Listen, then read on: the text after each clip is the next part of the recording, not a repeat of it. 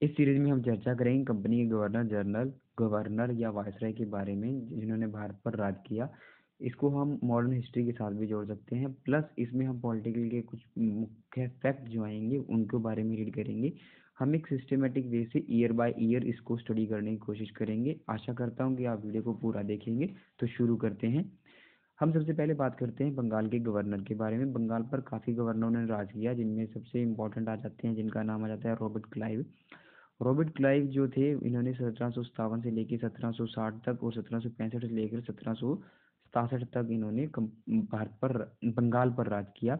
इन्होंने बंगाल पर मुख्य जो मेन पॉइंट है, इन्होंने द्वैध शासन की शुरुआत की। द्वैध का मतलब क्या था? इसमें इसमें दो हिस्सों पर राजदारी हुआ करती थी, राज हुआ करता था। एक तो राजस्व राजस्व का, सैनिक संरक्षण और विदेशी मामले जो कंपनी रिलेट किया करती थी। दूसरा शासन की जिम्मेवारी जो नवाब देखा करते थे। इन्होंने बंगाल के ऊपर द्वैध शासन की शुरुआत की, आप इस तरह से याद कर सकते हैं। इसके बाद इन्होंने क्या किया?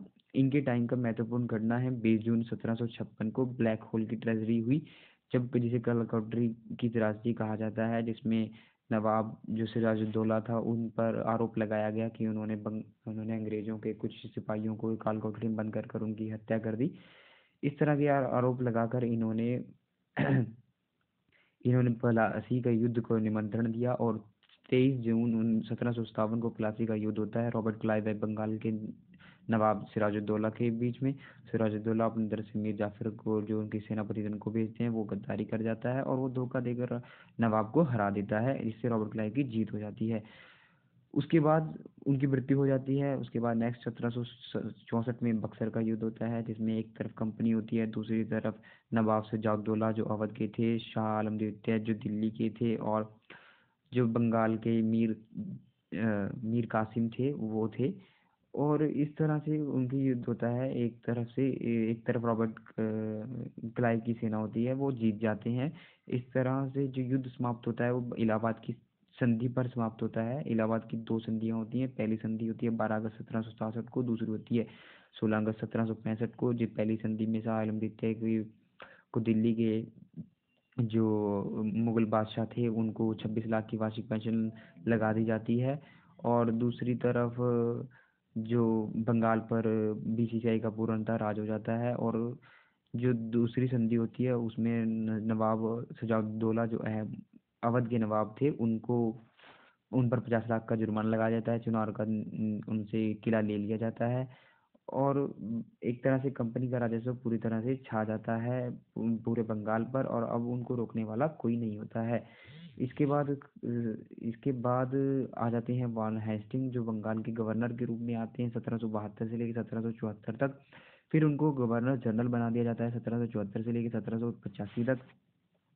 और फिर उनके बीच 1774 से लेकर 1785 के बीच में इनको गवर्नर जनरल बनाया जाता है। ध्यान रखें, क्योंकि 1772 से लेकर 74 तक वो गवर्नर थे। इसके बीच में ही एक रेगुलेटिंग एक्ट आता है, रेगुलेटिंग एक्ट ऑफ इंडिया, जो 1773 में आ जाता है, जिसमें बंगाल के गवर्नर को ही गवर्नर जनरल ऑफ बंगाल घोषित कर दिया जाता है। जिसमें गवर्नर होने के कारण बंगाल का पहला गवर्नर जनरल जो होते हैं वो अन हेस्टिंग बन जाते हैं। इन्होंने आते ही जो कि रॉबर्ट क्लाइव के द्वारा शुरू किया गया द्वैध शासन था उसको ये समाप्त कर देते हैं। ये 1774 में आकर उसको समाप्त कर देते हैं। बोर्ड ऑफ रेवेन्यू की स्थापना करते हैं, यानी कि ये पैसे का ज़्यादातर ध्यान रखेंगे। कोषागार का जो सरकारी काशकार कोषागार यानी कि सरकारी के जो खजाने का जो खजाना था, ये उसका जो हेडक्वार्टर था उसे मुर्शिदाबाद से बदलकर कोलकाता ले जाते हैं। ये रेगुलेटिंग 1773 के अनुसार 1774 में एक हाईकोर्ट की स्थापना की जाती है। फौजदारी दीवानी अदालतें हर जिले में बनाई जाएंगी, ऐसा कहा जाता है। रेगुलेटिंग एक्ट 1773 में 1781 में कोलकाता के अंदर पहला मदरसा खोला जाता है। 1780 में भारत का पहला न्यूज़पेपर आ जाता है, अगस्टा हिस्ट्री जिसे आप जानते होंगे, जेम्स अगस्टा हिस्ट्री के नाम पर जिन्होंने खोला था। द बंगाल गैजेट के नाम से इसे जाना जाता है। और इसके बाद 1784 में विलियम जोन्स ने the Asiatic Society of Bengal की स्थापना की। विलियम जॉनसन, जिन्हें हम जानते हैं, जिन्होंने चंद्रगुप्त मौर्य के पहचान की, जिनको जस्टिन ने सेंट्रोकॉर्ड्स कहा था, जस्टिन ने जिसको सेंट्रोकॉर्ड्स कहा था, विलियम जोन्स ने पहचाना कि सेंट्रोकॉर्ड्स उसी को कहा गया है जो कि भारत के चंद्रगुप्त मौर्य थे। 1793 में इन्होंने पहचान की थी। इन्होंने the Asiatic Society of Bengal की स्थापना की 1784 में। 1751 में जोनाथन डंकन ने बनारस में संस्कृत हिंदू विद्यालय की एक संस्कृत विद्यालय बनारस में संस्कृत विद्यालय की स्थापना करते हैं। जॉन डंकन कौन थे? ये मुंबई के गवर्नर थे 1795 से लेकर 1811 तक। जब तक इनकी मृत्यु नहीं हुई तब तक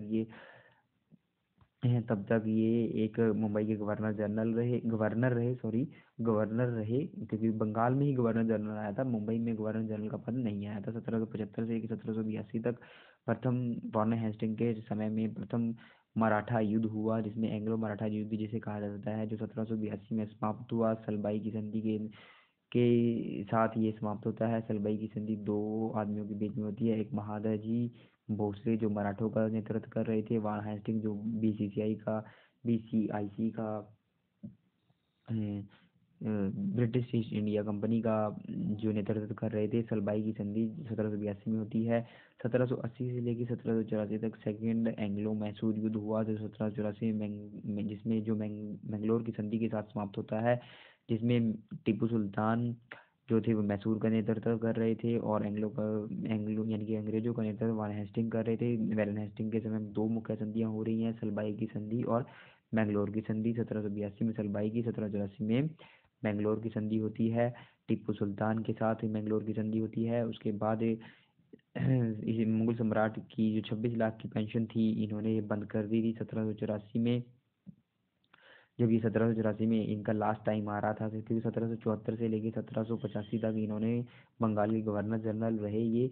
उसके बाद जब 1784 में इनके कार्यकाल का आखिरी समय था, तब ईस्ट इंडिया कंपनी ने पिट्स इंडिया एक्ट करके इन्होंने इंट्रोड्यूस किया। इसमें दोहरे प्रशासन को आरंभ कर दिया गया था। इसमें दोहरा प्रशासन क्या था?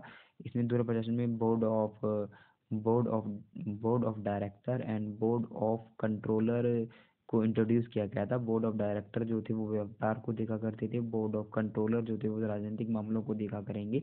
परंतु ब्रिटिश इंडिया एक्ट का विरोध के चलते ही वार्न हेस्टिंग ने अपना इस्तीफा दे दिया था और बाद में जाकर भारत को नए गवर्नर जनरल मिलेंगे। Thank you. नेक्स्ट पार्ट में हम इसके कंटिन्यू रखेंगे। आशा करते हैं कि वीडियो आपको अच्छी लगेगी। Thank you.